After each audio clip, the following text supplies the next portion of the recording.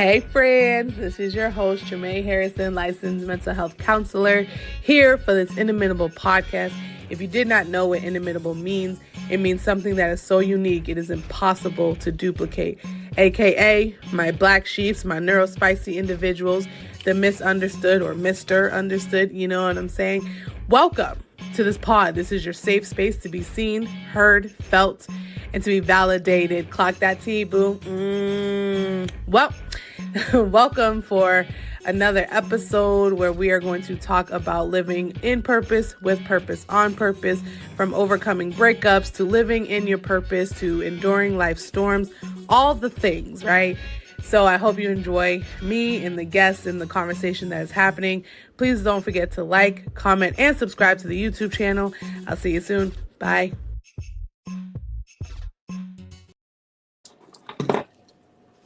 All right. Well, hello, all those who are far and near.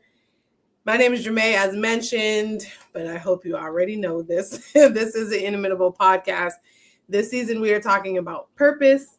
And speaking of purpose, I do have a lovely individual next to me. She is a darling mentee of mine. You know, she found me and then the rest was history. You know? So here we are. She is a mentor. She works in, I believe she works in healthcare, right? Yes, I do. Okay, healthcare.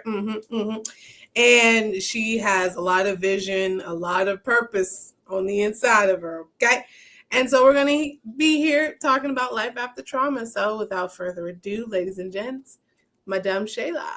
Hello, everyone. It's so good, exciting to be here. So I just want to tell you a little about myself and who I am. I am 34. I am a native of Cambridge. I was adopted when I was 5 years old. I come from two substance abuse parents. So I want to say trauma has happened from childbirth until now. What has pushed me to have the purpose that I have in mental health awareness and helping people is I faced a really big trauma loss for me. In addition to losing my mom in 2014, I lost my son while I was pregnant, 6 months pregnant, stillbirth. That was the knock at the door for me from God himself, pulling me in, letting me know that I needed to tackle some things. Not saying that right when that happened, everything unfolded right away. But that was just like the knock at the door, the step for me to take therapy seriously, for me to sit with myself by myself, for me to see myself, for me to accept the things that have happened to me in childhood that has produced certain situations in my life. I believe that everything happens for a reason. I believe that I wouldn't change anything. Choices I could have made, smarter choices, I would change. But the trauma that I've been through, I wouldn't change because it brought me to who I am today. Like they say, God already writes the story before it happens. So this was already written. When I started the journey, it was really raw. It was really raw and ugly and nasty for me. It's not what people make it seem like. Therapy is like, we're just going to get it together. I'm going to talk to Janae. She's going to give me some tools. No, that's not what that is. It's about facing yourself, unpacking the layers, things that you put in the back of your head to be like, all right, yeah, that happened in childhood, but it's not okay. With that being said, like it produces survival mode in you and gives you like this functioning of a way of living that you think is okay, a perfect way of living that we form around our circumstances, our environment. And I have to say, when I started unpeeling the layers and going to therapy, taking therapy seriously, because I did therapy when I was in high school, not because it was by choice, it was pushed on me. And I'm not mad that it was pushed on me. My aunt did that for a reason, because my aunt seen the environment that I came from, my parents being me being a child of an addict, you know, me not having them there and she's raising me being misunderstood, you know, me not really understanding why my parents wasn't around. That's one thing that I do thank my aunt for, though, is because her history of knowing substance abuse, she raised me with an understanding to know that it was an illness, not Mhm. to point the finger and be like, these people are drug addicts and this and the third. Like, substance abuse is a mental illness. So that raised me to understand and have a little bit compassion on my parents, to know like, yeah, they're missing, but they put me with somebody out of love, because I could have ended up somewhere else. I could have ended up in foster care. I could have, ended up with people that didn't care for me, but I ended up with my mother's sister that cared for me, that raised me, that pushed me to be involved and, in a community. I grew up in Cambridge, which is a community, which was my family. And Yeah. then I grew up with friends that became my family, and then pushing me into therapy. I used to sit there and I used to be like, what am I sitting here for? But in those moments, I did have time to talk. There was times that I didn't talk. Mhm. I could say that when I was that age, I didn't really talk about everything. It happened in 2020 when I hit my therapist. I had one. We didn't really click. Mhm. That's one thing I do want to tell people. When you therapy is not, I believe that we all need therapy, and it's a beneficial You to do. help us. And in the Black community itself, we are already framed in the mind, growing up in a household, what stays in this house stays in this house. Don't people tell your business? And that comes from trauma from our parents, just how they were raised. So it's a ripple effect. And I just feel as if God put me here. I don't feel, I know God put me Mhm. here and put me through what I went through to change the narrative, to be the voice, to change that. It's not what happens here. We have to stop it at some point. It has to start with me. It has to start with you, because Mhm. our parents only raise us the way that they know how to. So Yeah. I'm not taking away from how they raised us, but some of the things were taught to us by survival, because that's what their parents knows. It's all stems down. So when you go through things, we're not responsible for what we go through, but we're responsible for the healing part. We're responsible for taking the time. We're responsible for showing up. And sometimes we don't show up because trauma and survival puts fear. And when you're trying to step forward, it's fear of the unknown. And I could speak that for myself. I stayed stagnant a lot in my life. Mhm. Um, from my 20s to 34. I'm 34 now. I'll be 35 in May. When I started the journey, I was taking steps, baby steps. But within these last 3 years that I have met my new therapist, I love her to death. Um, I have seen tremendous change, not on the outside, but internally. And on top of that, God has been a major ripple effect, the main source of that understanding. Because in the healing process, it's an identity that you need to find. You need to find yourself. Because I can tell you for myself, who I thought I knew who Shayla was before, I never knew who Shayla was. I never knew. My identity was formed from different things, different people. And that comes from a sense of missing something. My parents, you know what I mean? Like the main people who made me on this world, me just being thrown somewhere and trying to find my way. You start to take little pieces of everybody, and make that yourself. I could be in a room full of people and still feel alone, you know? This is true. Love, full of love. Mhm. Um, And part of that now, sometimes I feel that, but it's a different feeling. I just have a different sense of connection. So part of that, I feel like it's a curse, but it's a good curse for me a little bit. But back then it was really bad because I couldn't even tell you who Shayla is. Today I could tell you who I am, what I stand for, what I like, what I don't like, Mhm. what things that I have went through. I'm not ashamed to tell you about them, because I shouldn't be shameful because it's my testimony and it's made me who I am today. And sometimes you can't talk about something if you didn't go through it. It's true. You can't help somebody with something if you didn't go through it. I was reminded this week, like I was telling Jermaine, that I we spoke about getting on the podcast months ago, and I was like, yeah, I don't know, Jermaine, like no, but God already let me know what I'm supposed to be doing. My voice is supposed to be being heard, to be Mhm. changing lives, changing the world. Um, Not just hitting one sector of people, but I have a passion for more youth, but it's for everybody. And I was like, I was nervous. But then she hit me up a month ago, like almost going on a month ago. And I was like, instantly, I just said yes, because God just was like, stop being like, there's no reason to be scared. Like, I don't have to get up here and have like this whole spew of dialogue perfectly. I just have to get up here and be me, be authentically me. You know what I'm saying? And authenticity comes from just everything you've been through, and it just makes you gradually who you are. Mm-hmm. So as you can see, yes, Shayla came with the story, and this isn't trauma isn't something easy to talk about in therapy, outside of therapy. It's not, and to recognize the level of compacted trauma that you have had, but still recognizing there is more and there is life after trauma. Like the past few episodes, I have approached, my friends, colleagues, mentees. So what do you want to talk about? And instantly Shayla picked life after trauma, which is interesting because, I'm currently in school right now to learn more about trauma and to unpack the depths and the roots and all the things about trauma. And I tell you, this is a tough subject. A lot of people have trauma. A lot of people aren't aware that they have trauma.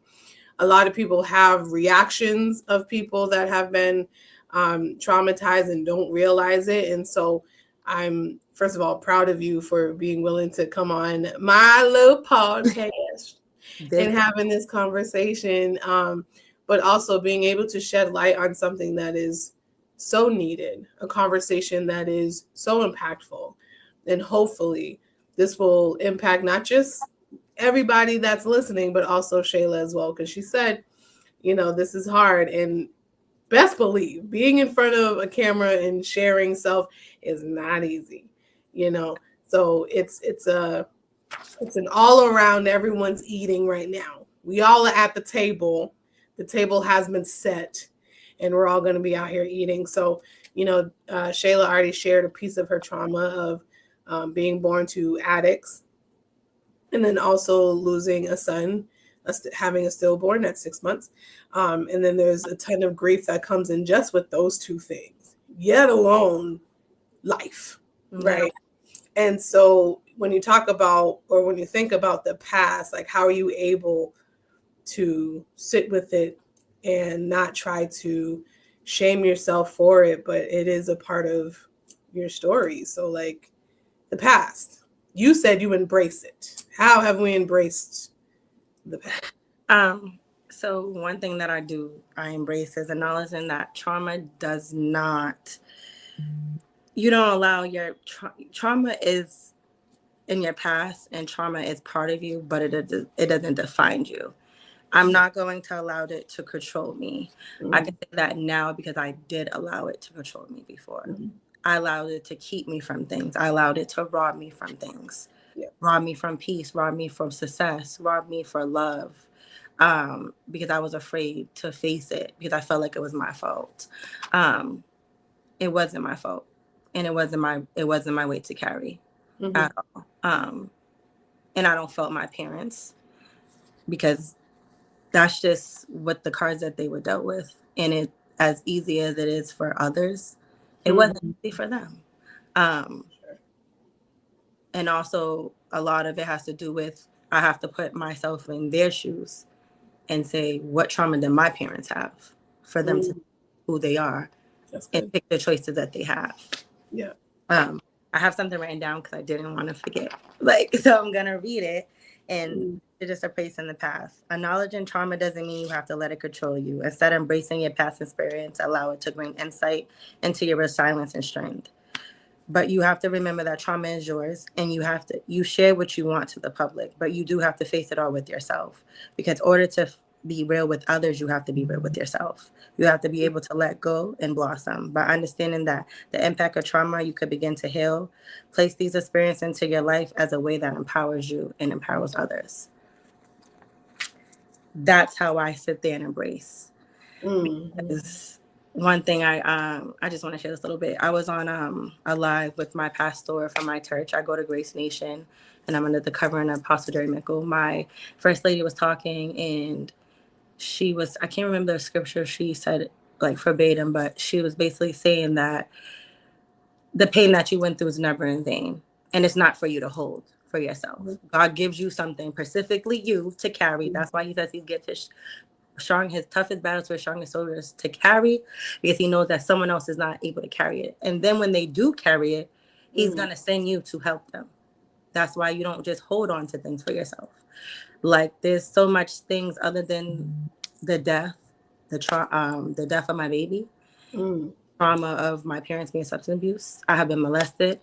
I have from that molestation, I have gained addictions that I wouldn't think that are addictions, but it comes from being exposed to things at a young age that I wasn't supposed to be exposed to, that I really just put in the back of my mind and said, that's just normal. I'm a teenager. But no, that was a trauma that I adapted off of something that I was exposed to. And when she said that, like, you're not supposed to hold on to your own, pain because it's for someone else, that clicked something in me, and it like sparked something in me. Like, all right, Shayla, there's no need to be ashamed. Because as soon as I started sharing my story, like getting up on here and talking to you and, writing my post, and I always knew who I wanted to be. God showed me when I was younger. I always had a big personality. I knew I wasn't meant to fit in. But when you're in a world where people are so many, like, oh, she talks a lot, oh, this, she want to be heard, she want to be seen. It's like, that's not a bad thing. But I don't want to be seen for the fame. I want to be seen to change lives. I want to be seen. I don't want the fame for the money. I wanted to win souls, to help somebody, to touch somebody. That's really why I want to do what I do. This is why I'm up here now, because I know that if there's 30 people on here watching this, one of them is going to be touched. One of them are going to get the courage to keep fighting, to keep going. That's why I will always stand on when I say life after trauma, because just because you're in one situation doesn't mean that there's not a brighter life on the other side. There is a brighter life on the side, but we got to be willing to have the courage. And sometimes we don't have the courage. But when you start like exploring, you find somebody, just like I did. I came across certain people that I had met during my darkest times, that really uplifted me. And I'm like, oh, wow, push me. It made me blossom. It made me open up little by little. Yeah. I mean, that is very heavy. And I think there's so much beauty that comes with what you're saying, because it is a heavy weight to carry, of knowing that trauma was something that you, like, quite literally walked into the world with, and to know that when it's not treated, it just continues to grow into something. Excuse me. In school, I'm learning about self-destructive behaviors, and how when you're traumatized, like you were saying, it starts off as one thing. It could be an addiction, it could be self-harming, it could be something like that.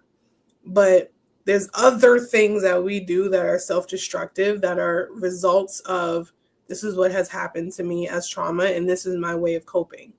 Some of them are eating disorders and self-sabotaging relationships and negative self-talk and all of those things that are attached to it. And when you have those, it's important to really, I'm not just saying this because I'm a therapist, but Shayla said it as well. It is very important to your healing to go see therapy. Yeah, definitely.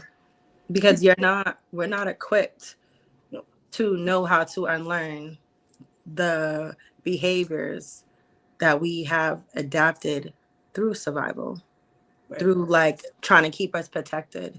Little old me was trying to keep myself protected, that I started doing different little things, or I'll shy away from certain situations. I could tell you now that I have, I'm not going to say lost, but there's a lot of opportunities that I could have had that I missed because of my self-destruction, my trauma response, because I didn't want to take the time at the moment to sit with myself and say, Shayla, why do you respond this way? Why do you act this way? When someone's trying to give you good insight and it's coming from a place of love, why are you taking it as they're trying to harm you? You know, like, I had to really look at myself and say, like, that's another thing that we have a problem with as well. Is saying that, you know, we are the problem. I'm not saying that when I say we are the problem, you are the problem, it's not pointing the finger. It's just like, we are the problem. If I had a conversation with Jermaine and she's telling me something I love and then I come off at her, I have to be like, I was the problem in there because I didn't take it in consideration and love. Why? My mind is not wired to receive what she's saying to me. Soon as she says 2 or 3 words, I jump on it and I get triggered and I'm in defense mode. That's why I can step and say that I was a problem in a lot of situations. School, work, you know, relationship, you know. Sometimes we, even when I say relationship, I could, if I was in a healing place, I would never been in that relationship. You know, I'm looking for something. Yeah. Oh, I'm looking for something. And that's to do with my parent, looking for my dad and men. And say today, I'm 34. I've been single for a couple years, and my dating pool is kind of slim because I'm more healed and I'm more alert. And I'm not here to trauma bond, and I'm not here to help. I'm not here to heal anybody.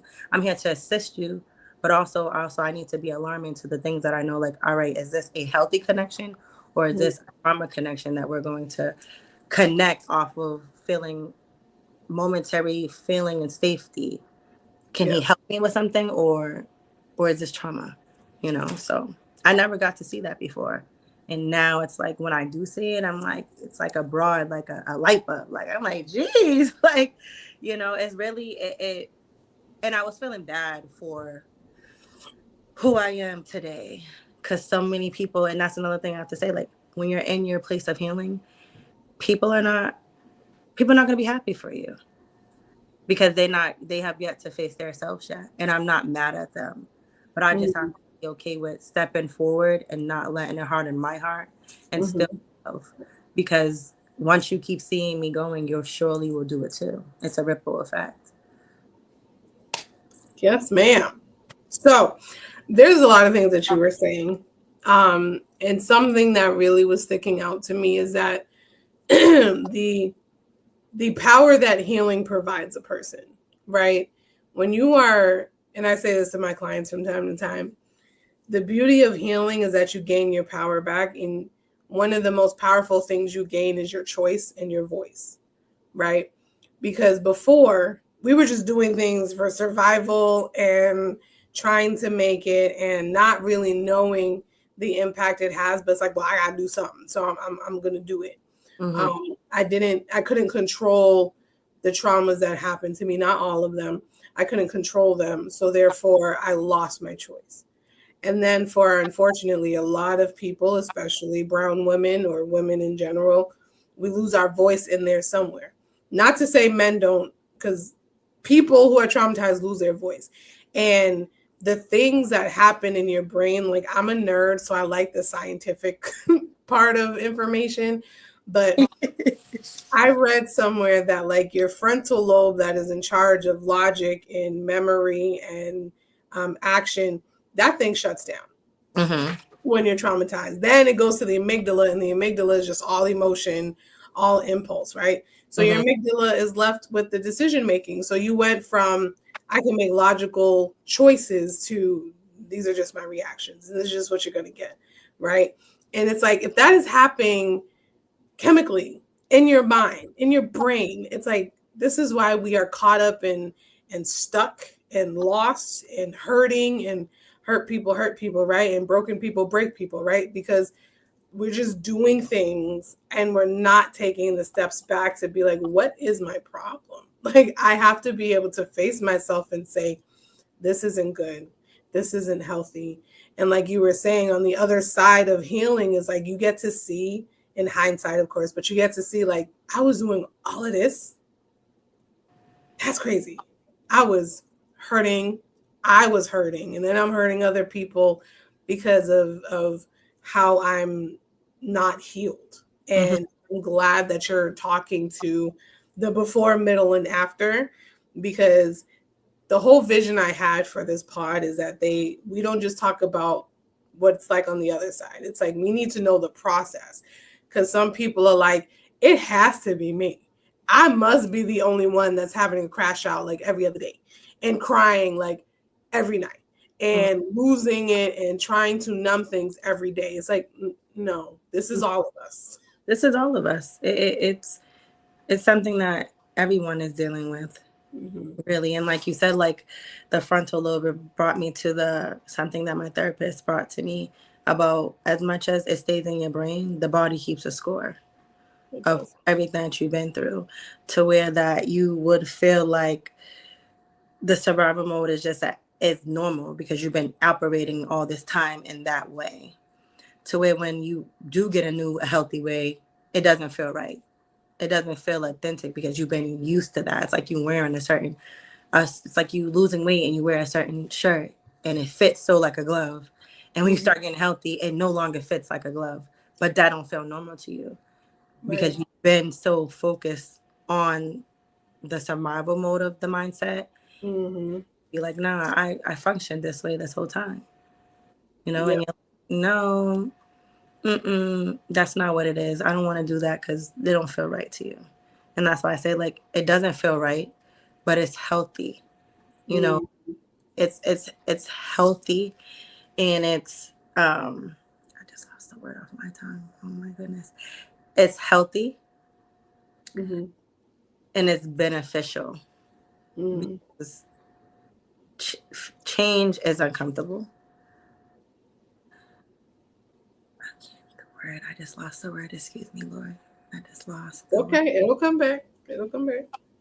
I just lost the word. But we don't want to face it because, again, we're so used to being in a certain environment, and we adapted to that environment, and we feel like, yeah, I've been doing this all my life, so this is just how I'm going to be, and it's not cool. So, and when you get adapted to that, you feel like, I want more, but I know if I want more, I have to change, and I'm afraid of that because I don't know what that looks like. Girl, you're onto something. And we're going to put a pin right there because, ma'am, we are not going to skip through this. Let me tell you, shameless plug, or maybe not shameless. It's a part of what I do. I do have a workshop coming out next Tuesday talking about divorcing survival mode because we need to divorce it. Anyway, y'all will see it in the flyer after. Survival mode is meant to be temporarily lived. It is for a moment of crisis only. When it becomes a lifestyle, we normalize it. Our bodies' alarm systems are queued up way too much to a point where eventually it just kind of starts to like, oh, unless something major happens, our body's like, nah, I don't need to pay attention to it. So like I have a few clients, right, where they're being triggered on a regular daily basis. It's not until things have compiled up and reached their breaking point where they react. And I'm like, when did this start? And when they start to track back, they're like, child, this started Monday. It's now Friday. Yeah, because your alarm system is broken, that you didn't catch it Monday. You didn't catch it Monday night, Tuesday, Wednesday, Thursday, until it became something so big on Friday, right? And when we normalize toxicity and normalize brokenness and normalize survival mode, it takes something major to kind of knock us in the head and be like, this isn't normal. Y'all, this isn't how we're supposed to be living. This is not what survival mode was created for. This is not what impulse and survival looks like. It's not supposed to be this long. And survival mode is not like primarily, it's not you living at your full potential. It's rather you moving and existing just to satisfy momentary people, feelings, places, and things. Yeah. When you're doing that, I promise you, after you go and do that and you get back to your secret place by yourself, but in that moment when you're doing something off of survival mode, I know that you feel it in your gut that you're not supposed to be doing it. That's why sometimes it's evident that we have to take a step back and say, like, am I going to do this because I want to prove a point and I want to hurt somebody, or I want to feel emotional, or I need to sit here and not do this because I know it's not right. And you feel that in your body, because there's so many times that I have ignored that. in my belly, in my spirit. Yeah. But in my mind, it's like, I don't care. I Mm-hmm. need to get this done. They need to feel the wrath, or I need to see this, or I need to get that. I need to have that.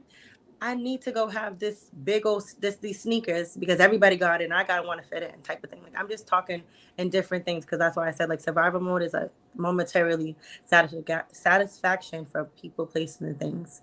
Mm-hmm. And you could do that in different things, like you said, physical, emotional, material, and I could tell you I dibbled in all of it. Mm-hmm. And Mm-hmm. after go and do it, did I feel good for the moment? Yeah. But when I wake up tomorrow, now I'm drowning myself. I know I'm not doing right. That's why I say it's evident for you to go to therapy because you have to know how to unlearn those behaviors. You have to know what is healthy for you. You have to know that survival wasn't placed in our life. Some of us, it's placed through trauma, but some of us, it was given to us. If you grew up in the, I'm just going to say in the prominent Black community, we faced with challenges off the rip. We didn't Mm-hmm. have a choice. We're put in survival mode, being a teenager, watching the kids or doing this and doing that your parents forcing us to grow up quicker than we needed to because we have one single parent and she got to work 3 or 4 jobs and now I'm the one taking care of myself, so like we're put in predicaments. And I'm not saying it's our fault. It's not your fault, but it's your responsibility to change it Mm-hmm. Mm-hmm. when you get older because the resources that we have now is not what we had back then. At the end of the day, it's not. If It's any, not. if any, and Any. that's the hardest part. And obviously I can't speak to being anything other than brown, so that's where I'm going to talk about. When we have generations who haven't developed the language, who haven't developed the skills, who haven't developed the understanding of like, y'all, we're traumatized, okay? We are oppressed, we are traumatized, we are struggling because we don't have systems created to help us. We have to go searching, and we got to search heavy for the systems that are easily accessible in other communities, right? And then once we find it, what kind of quality of care are we receiving?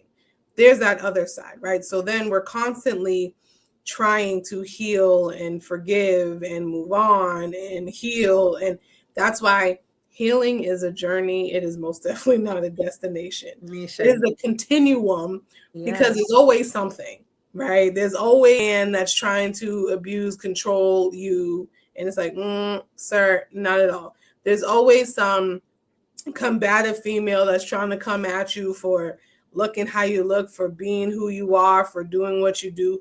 There's always a system or a person who operates under said system that is always trying to keep you below and make you think of less than you are. There's a system that tells you your blackness is not good enough, so I need you to code switch.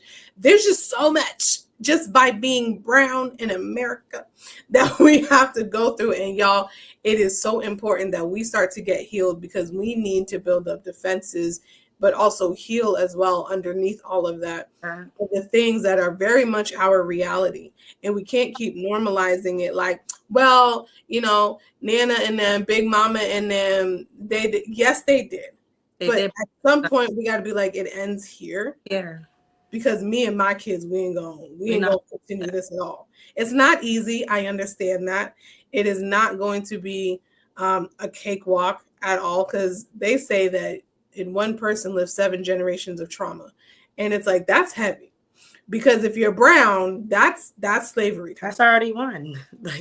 Like brown is already one carry heavy anyways. That's one that we already are carrying by default. We don't even that's something that was, planted. It's just there. That's something that we'll always carry. Yeah. And we deserve it to you learn how to carry it with boldness. Not fear. With boldness and not fear. Not with quiet. That's why sometimes we be like, we gotta be the loudest in the room. No, you don't. You don't. You already loud when you walk in. Look at me. Look at me. I'm already loud. My voice speaks for itself when it needs to be spoken. That's where I used to think that I had to be the loudest in the room. Come on. I said that a lot of things that my grandmother used to say to me and my aunt used to say to me and my mother used to say to me really sets the tone today in my life. Like, I'd be like, that's what she was saying. Like, like when they go high, when they go low, you go high. And not only high to meet them where they're at, high, and you still stand your ground in the most elegant way that you can. Because Black speaks for itself, boldness speaks for itself, And I never understood. My grandmother was like, I never understood that when she said that. I really did, and it took a long time for me to get it. Yeah. A long time for me to get it. Okay. Well. And one thing. Okay, go ahead. Trauma is just one chapter of your story. I just want to tell people that. Like, it's just one chapter. It leads you to new journeys, to understanding and finding your purpose. Because you already have your purpose when you're born. But our life experiences will keep us like this and stray away from God. But God already put that in you already. I don't know anybody's relationship with God on the other side of the screen. But if you believe in God, God already knows, God already written our story. And sometimes we make our own way. And there's a lot of things that I have done that it's only by God's grace that I'm here right now. Only by God's grace that I'm not locked up. Only by God's grace that I didn't lose my mind. That's all God. Even when I wasn't, what's the word? Even when I wasn't at my best for him and doing what I know I had no business doing, he was still there. But sometimes he will knock you out and tell you sit down because it's like you're not paying attention. And when I say that, it's like there's so much things that I've done, stole this, all these things. And I never once went to jail. Never once got caught. And he always has to remind me, like my grandma say, just because they ain't see you, God seen you. So just know that there will be the day that God will make sure that they see you because now you need to learn a lesson, But yeah. Don't test this patience, y'all. Don't test. I learned it the hard way. I said, Lord, I'm gonna just do what I want to do. Exactly. And I walk now, since I went back to my church about to be 2 years ago, next August. It's not like the walk is like my apostle says, like, don't make Christianity hard, spirituality hard. It's not. If you want to not do something, just keep putting your eyes on him and he will surely knock those natures off of you. I'm telling you. From me, for experiences, like literally there's things that I prayed about that are happening slowly but surely, as long as I keep my eyes on him and I stay far away from the old life, not because I don't love them, love family, love friends, but I know that I'm still a little bit weak in those areas and I can't do that. And that's another, you cannot be trying to do your new life and be sticking in your old life. That does not work. That does not work. And I used to think like, all right, I can go over here.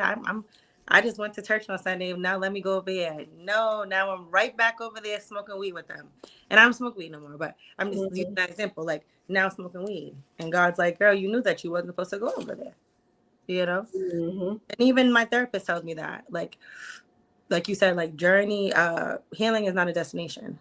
It's an everyday thing. And when you're learning how to cope, learning your triggers, I'm not gonna say you will always be triggered, but when you do get somewhere that you are triggered, you won't respond the same anymore because you know that that's not your place anymore. That's not who you are anymore.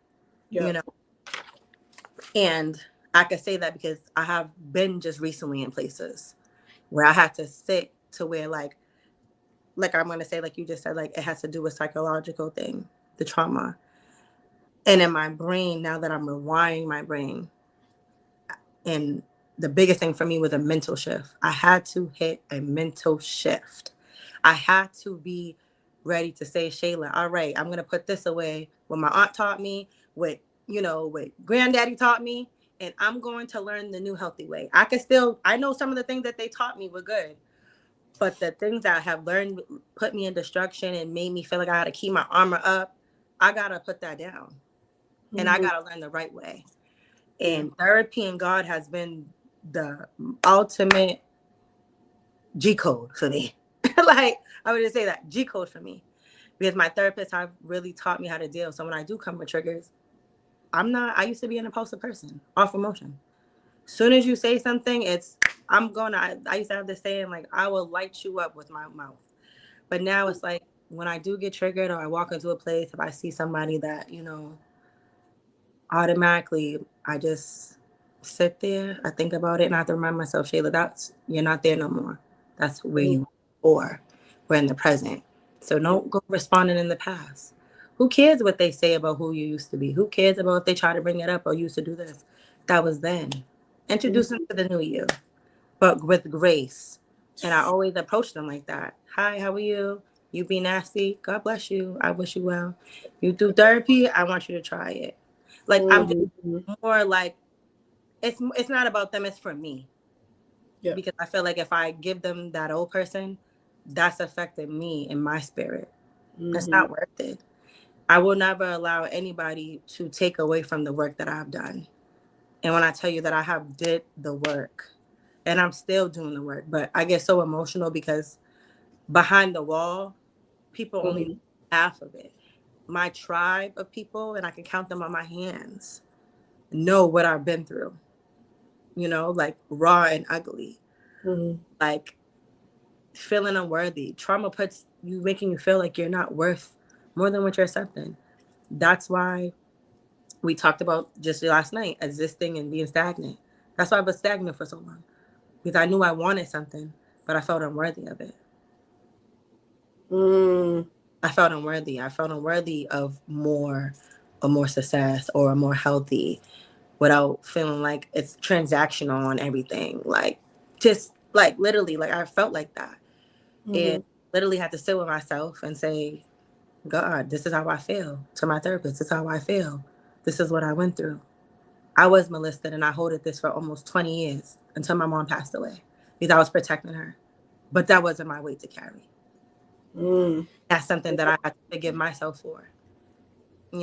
Talking good, girl. You are Real deep. talking good. It's real deep, and I just really want anybody on the other side of the screen, like, just know that the walk it's not easy, but it's worth it. And showing up for you, you're deserving of that, and fight for that, because everybody could be fighting for me, and everybody was fighting for me, my aunt, but it doesn't really do anything if I'm not fighting for myself. You know what I'm saying? And they can't fight for me. Just like a pastor said before, I could pray for you, but I can't pray for you. My pastor said that, like, you gotta do things on your own. And if you need help, stop being afraid to help. We are, and that's another thing, in that survival mode and that trauma, we put ourselves in the box and we feel like we're being a burden on somebody. We don't want to ask for help. But it's okay. I'm gonna hit Jermaine up and tell her, Jermaine, I don't know how to do this. I don't know how to say this. I hit up my big sister Kenesha, like, sis, how do I do this? I hit up my ministry leaders. How do I remember when I needed to get up there and pray, I didn't know what to say. I called Somali, how do I, you know what I mean? I shouldn't feel like asking for help is a problem, but we live in a society like asking for help or seeing something that Jermaine posted and I take it is copying. No, that's called inspiration. That's called putting something out there so someone else can also learn. We're supposed to be teaching each other, not robbing each other. I learned that. I used to be scared to ask for help. Really nervous that they're gonna talk about me. Yeah. You don't really know much. But how am I not going to learn if I'm not asking? True. And the thing that you said that kind of encapsulates all of that is that you are worthy of better. You are worthy of more. I think a lot of us have to realize the weight and the bondage of shame and guilt. That's what keeps us stuck. Like, I don't deserve it because I'm so broken and I'm annoying myself. I don't want to be, like you said, I don't want to be a burden to somebody else. I'll just figure it out. And it's like, sure. Or there's a reason why a tribe is necessary. Just because it takes a village to raise a child, it takes a community to keep him going or her going. You know what I'm saying? And when we talk about recovery, so people who are in recovery, we try to flood them with as many resources as we possibly can, because the awareness and the reality is true. This former addict is going back to the same streets, the same corners, the same neighborhood, the same everything, but they have to be different. which is why they have sponsors, they have therapists, they have the clinics, they have the AANASA, all them A's, all of them, because it's like, I want you to make it and I want you to I want thrive. you to thrive. Community. People, it is needed. Community. Thrive.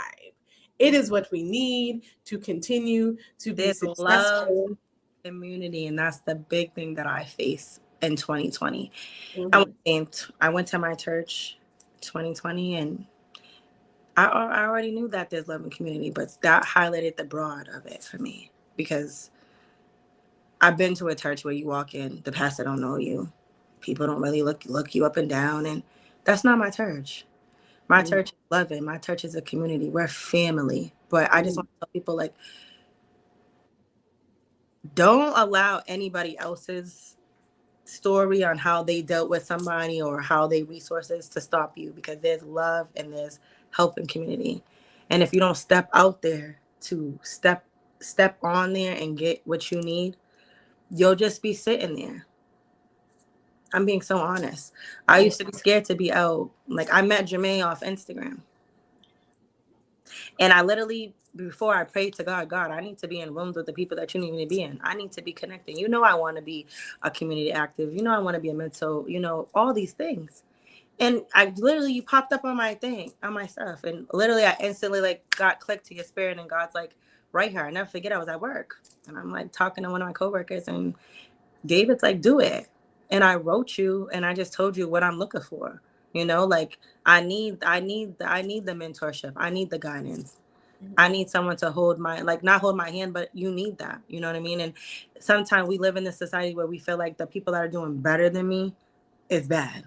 But in all honesty, I want people that's up here, because I need to be up here. They say if you're here, if someone's up here, you're going to go here. Like, but if you meet somebody that's right here, y'all just going to stay here. And that's big, truthful facts. I'm saying, like, and it hurts when you have to really leave. I just said this at my cousin released a book, and I'm going to show it at the end, because I just want to show people that this is a good book. She said something about, like, I asked her, like, it's hard for me to feel like I'm leaving my siblings behind. It's hard for me to keep feeling like I'm leaving my friends behind. She said a whole spew, but I'll just leave it like this. Basically, how can I be better for them if I'm not better for myself? I have to go this way to do what I need to do. So then when I do get there, I can come back. But I probably don't have to come back for them, because they're going to see it and they're going to start following. You know, so it shouldn't feel bad for you. You shouldn't be feeling bad for choosing you and moving forward. You shouldn't. Like, you really shouldn't. And I carry that for a long time. And I could tell you today, Shayla don't feel bad about nothing. What I do feel bad is if you're not taking the step to do what you need to do for you and stop pointing it at everybody else. Because we can say, mom did this, mom did that, I went through this. But now what are you going to do about it? Like I said, we didn't have the resources that we had when we was young. We didn't. We had little counselors in school, but now we have so much resources. I'm not saying go find a therapist quickly. You got to find the therapist that also fits you. I have to couple out. Yep. You have to. Because again, and I'm going to speak for Black and Brown community. I can't get on here and get with therapists that don't even live the culture, don't know what it is to come from a background that I am. Yeah, you went to school to learn about substance abuse, but do you know what it is to live in the house with them? Do you know what it is to be the product of it? Do you know what it is to, you know, be molested by cousins? Like, you know, like, do you know these things? And at first I'm just sitting here with the therapist. I'm like, I'm not changing. Like, what's going on? Then I met my therapist, and it's like, she had me rewiring. She had me unlearning. Like she says, when we come into the session, everything, throw that down away. Put that in the back. It's in the trash. This is what you're picking up today. New backpack, a new armor. This is what you're picking up today. We leaving back what daddy taught you and granddaddy taught you in your 1990s. It's done. You know, that's it. Like, it's funny because I either like, no, but it's the truth. Right. It really is the truth. Yeah. Listen, to learn new things, you got to unlearn some old things, because and another part of survival mode is what was necessary for your survival is not always necessary for your living. just because it helped you come out of that thing doesn't mean this is how we need to continue life. And again, when you're in therapy or when you have community, you realize I don't have to keep doing the same thing, because as we know, the definition of insanity, doing the same thing, expecting something different. That's not this. What we need to do is be like, okay, so here's what I did to survive. Here's what was working for me back then. Is it still applicable to my healed place, to my new place, to the journey that I'm on? Most likely not, because you're not surviving. Healing is living with intention, right? Moving beyond the trauma is living with intention and with purpose. And even if you don't know the purpose, we're still figuring it out as we go on, you know. But like I know a lot of people, and trauma does this to us. It forces us not to move if it's not methodical and if it doesn't make sense, right? He's like, I'm not doing this until it makes sense. Faith, what do I need that for? Faith don't help me survive, right? They need something tangible. They need something that's like, I know this is going to work, and I have the proof, right? But sometimes we need to step out on the other side and be like, I'm going to try this. And if I don't succeed, I know I have skills where I can. You can't survive in this life and not develop some skills. But again, it's about making sure that the skills that you do have to live on the other side of trauma is going to allow you to remain helpful and healed and well, so that you can continue on doing the things that you need to do, which is, we're coming closer to the end. So I want to make sure that we get through for you to share how to find purpose in healing and how to live on the other side of trauma before we have to close out. So one thing I just want to say, because I wrote this down because you spoke about it yesterday, and I want to say that your trauma, what do I want to say? Your trauma produces your purpose, because when you sit with it and you ask yourself, God, why did you put me through that? What did I learn from that? Who did it make me become? You got to sit with yourself and ask yourself again, why did you put me through that? What did I learn from that? Who did I become through that? And what voice did I birth through that? What path did I carve from all of that? You know, with my passion. And I feel like a lot of people, all the things that people do, I know you didn't just wake up and say, I want to be a therapist. There's a reason why you wanted to be a therapist, you know? There's a reason why people want to be doctors. You know, there's different things that happen in people's lives. That's why I said, like, trauma is just an experience that you go through, that it, like, births something out of you. It can keep you there in that place, or you can allow it to open you up like a lotus flower and birth something else. What was the other part of you saying? I'm sorry. Living on the other side of purpose. And finding purpose in healing. For me, in my healing, I found my purpose of helping people. I always been the person to help people, but I knew that it was my purpose when I started going through the things. Even in my trauma, I was still helping somebody. Even through my pain, I was still helping somebody. God always put that on me. Even through my darkest times, I'm still showing up for somebody. And I didn't understand, like, geez, even in my deep, darkest times, I'm still showing up. That's when, like, God revealed to me. Like, I don't know how everybody else could find their purpose, but God showed me my purpose in that. Because I had the strength, the ability to still show up strong. And even though if I was breaking inside, I still was there for you. You'll never know, you know? And that showed me that everything that I went through was my purpose to help somebody else, to let them know that even through these life challenges and experiences that I face, I still have a life on the other side of that. Yeah. Trauma is just a part of me, but it does define who I am.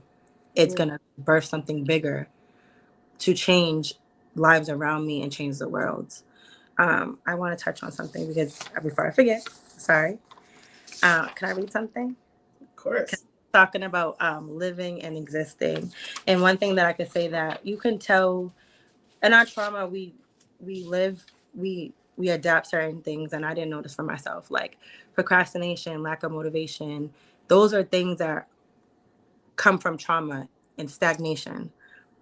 Sometimes we just think, oh, we're lack of motivation. No, that's some trauma that you have that I can say for myself. I always ask myself, God, why do I start stuff and don't finish it? Because I have so much. But that's Yeah. not anymore, because look where I'm at right now. But I start things and don't finish it. And I sat with my therapist and she told me that comes from your symptoms of stagnation of your trauma. But as you're healing and you're facing these things, you're now realizing that you not just wanting to procrastinate on certain things was coming from your trauma because you was fear of changing who you were. You think that this is who you were, but that's not really who you are. That's just a season of who you was, Yeah. you know? Um, so I say that because if you're going through that right now and you're feeling like you're not getting any progress and you feel like your way of healing is not getting you further, maybe it's time for you to start searching out and branching out. Like you said earlier, community is love.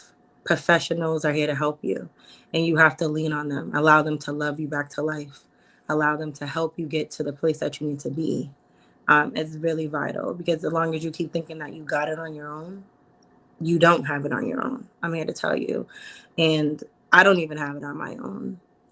I have a village that I can reach on, and I'm glad that I can. But I also take the time to sit with myself too, because that was a lot of trauma too. Like, I used to think that my thoughts wasn't valid, so I'll go and text you and ask someone else for something before trusting my own gut.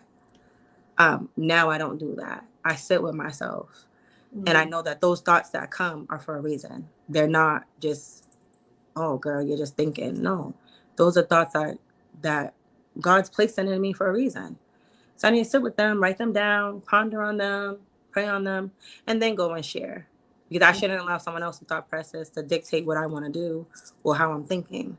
But again, that comes from when you go through trauma, you don't have a voice. Your voice gets silenced like this. You start to feel like this big. So where you don't really want to say something. Or when you do say it, oh, it's not going to be heard. Or when you do go open it, it used to be shut down. Mm. But on the other side of healing, you win your power back. You get your voice back. You learn that your voice is just as valid as someone else's. It doesn't matter if they got a degree. No matter if they're this person. No matter if your mother, they've been on here for 70 years. Your voice is just as much valuable as the next person's at the end of the day. Mm-hmm. Definitely is.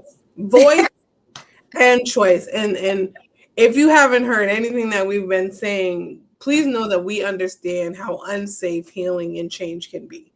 We understand it. It is not the safest thing your body is going to feel, because you are healing these past traumas and things that used to hold you hostage, quite literally, in your body. However, change and healing go hand in hand, because you can't, the Bible talks about, and here I go, the Bible talks about you can't put a fresh body in old clothes. You can't put new wine in old wineskins, because it doesn't stretch properly to be able to hold the new stuff.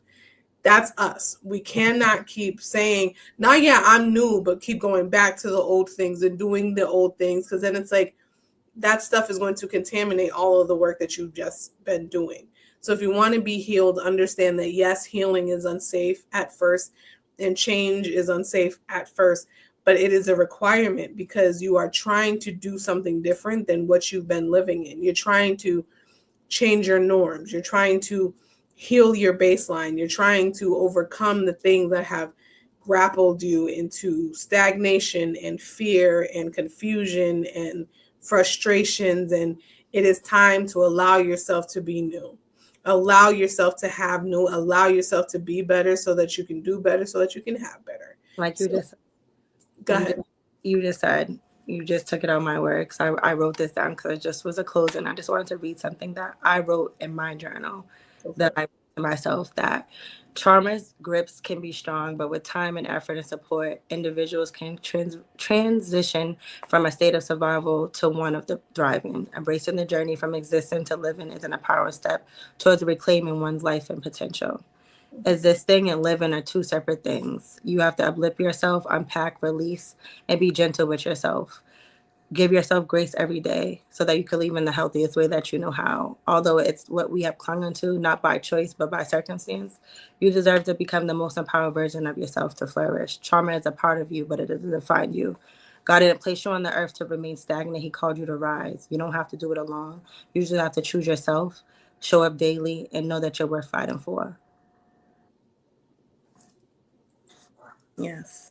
And with that being said, lady and gents, that is our episode. And I can say this as mentor that I am very much proud of you, Shayla, for allowing yourself to be viewed on camera and your heart to be viewed on camera for whoever's going to watch it.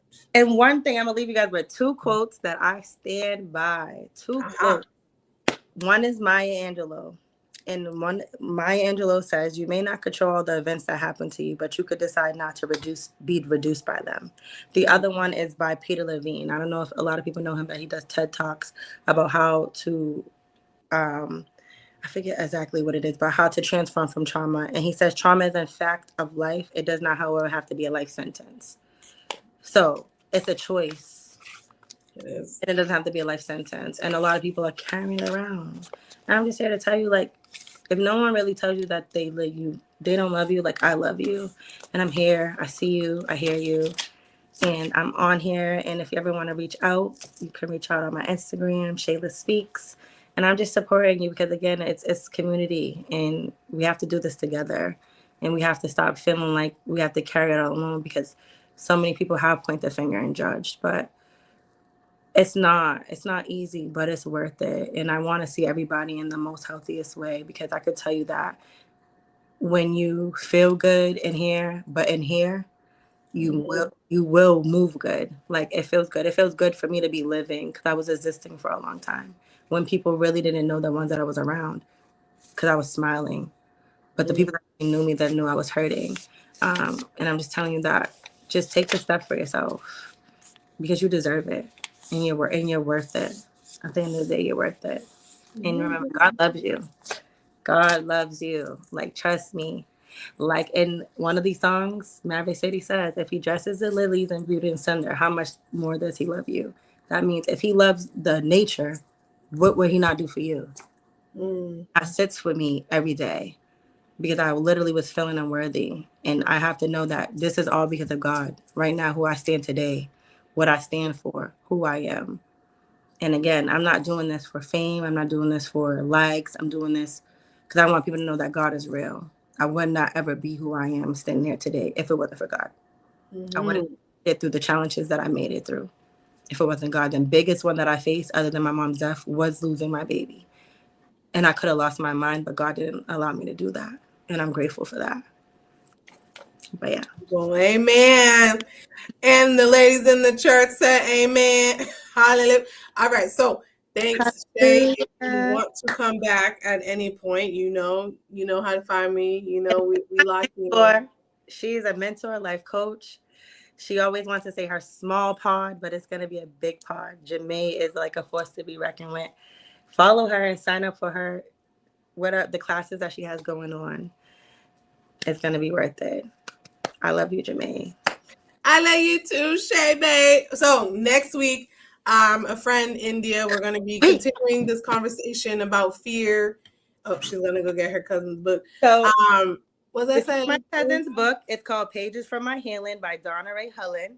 It's a self-discovery book, and I just started it the day that I got it, and I'm on chapter 17. I am not doing the prompt check because I'm reading, but going through my book, and you meet people outside of your family, you can resonate. But to resonate with somebody that you know that's in your family, that grew up in the same type of home you did, hits different. When I tell you I'm on page 17, I've been crying. This is real, raw, and ugly, and it helps you. And right here, get this book. for what, it's not even just for women, it's for men. My cousin is an atmosphere shifter, and this is one of the best books. I have read a lot of self-discovery books, but they wasn't talking from a place of me and you. When she talks, she's talking for her, but for you too on the other side of the phone. And she's giving you reassurance that she feels you, she understands you, and that she's with you and you're not standing alone. So get this book. You will be seeing it. Because I'm working on some things, and I'm going to get this with the girls. Well, all righty then. Well, ladies and gents, I will see you next week, 7 p.m. Me and India will be talking about overcoming fear. Ooh. So we can get to the purpose. As I say every week, do not click off. There is some promo information that is coming off on, that's coming after this. Do we go like lobby room, me and you? Yeah, we'll be in the background while this is. So we can speak. I didn't know. I'm new to this. You did amazing. All right, guys. Oh, and wait, you see Jamae on live, but soon she will be sitting live like podcast room. She don't know it, but we're getting her there. She will be in podcast room. Praise him. Listen here, I'm just waiting for Oprah to find me. Honey, we're gonna do our own little room because you deserve to be room live with people showing up. I was supposed to share that with you, but God put that right there for me to tell you again. Yes. Because there's a lot of Black and Blind women that really want to get on podcasts and they don't have it. And she's not in Mass, Boston, but she can come and we will get it together. So yes, everyone. Yes, ma'am. Yes, sir. Yes. Praise him. Y'all stay tuned for the flyers. And again, Divorcing Survival Mode starts next Tuesday at 7 p.m. So tune in. There's flyers. I have the book, the journal, the coloring. It's all there. So y'all have a blessed night. And I'll see y'all later. Hello. I hope that whatever you just heard and saw, it was impactful. Because that's why we're doing it, right? If there was something that was said, please feel free to share it with somebody. Share it with your network. Share it with your team. Share it with your family. Babies, kids, and all of them. Share it with them. Okay. If you want to have a viewing party, have a viewing party. Okay. All right. So as you know, at the end of every episode, I do have an announcement video because I'm doing a lot of work. Stuff has been a brewing. We've been cooking over here, okay? So, as you know, I still have my affirmations, mental health affirmations coloring book on Amazon where you are affirmed from beginning to end while you're coloring. It's a great time. You should go get it. Also, to the other side is my interactive journal that helps you to grieve and leave an old thing. Prepare for the new thing, but also not lose it in the middle because that's when we do lose it, is in the middle. When we leave one thing and the next thing. Yeah. So get those. Those are both on Amazon. There's a book coming hopefully in December. Fingers crossed. So look out for that as well. I also have my Divorcing Survival Mode group that is starting on 11/11 at 7. So that's November 11th at 7 p.m. on Tuesday nights, 7 p.m. It's going to run. It's going to be a real quick course. There's going to be more, but this one's going to be real quick because we are ending 2025 and we're getting ready for 2026. And we want to make sure that we end well so that we can start better, you know? And then I also have an Appointed Time Academy. These are for my visionaries, the people who have the vision, who have the idea, who really want to get this going, but we're stuck. And so I'm here to help, use my gifts, talents, service, anointings, blessings, all the things to make sure that we all are doing well and we're doing it healed, right? So if you have any questions, comments, concerns, episode ideas, let me know. My information is at the end of this video, and then we can have a chit chat. All right, guys, I hope you enjoy it. Bye.